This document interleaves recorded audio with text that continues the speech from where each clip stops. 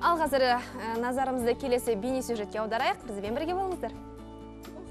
Қаныш Сәтбаев атындағы Қазақ ұлттық техникалық университетінің 80 жылдық мерейтойы қарсаңында жастар комитетінің жетекшілігімен 80 жылдыққа 80 бәліш атты арнайы іс-шара өтті. Жатақхана студенттері 80 тәтті нан пісіріп, бұл күнге ерекше дайындалған. Таңғы 8-де университет басшылығы бәлішті салтанатты түрде кесіп, студенттер мен ұстаздарға таратты.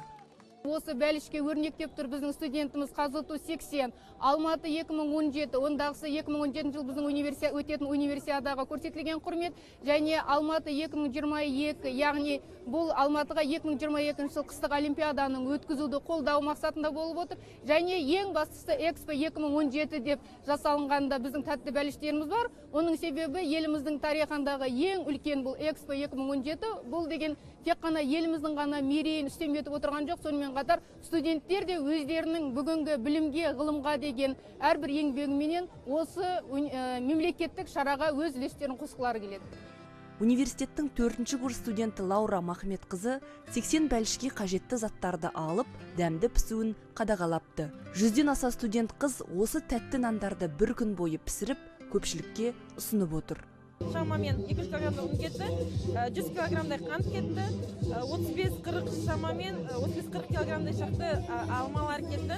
Алма неше түрлі жаңағы жеміс жидектер, киви, банан, творог, жаңағы ірімшік.